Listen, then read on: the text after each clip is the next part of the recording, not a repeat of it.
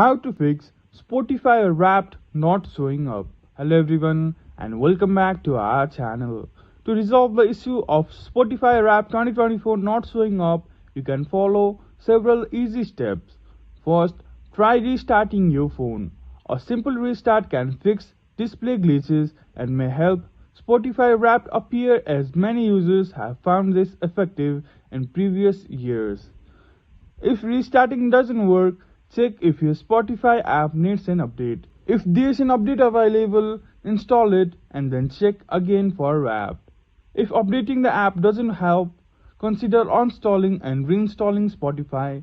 For iPhone users, instead of fully deleting the app, you can offload it.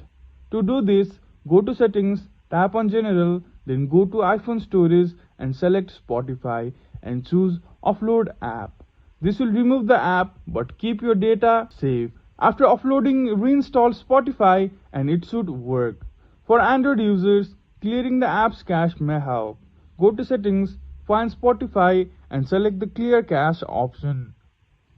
After you have completed these steps, open the app and check if Spotify Wrapped 2024 is now visible.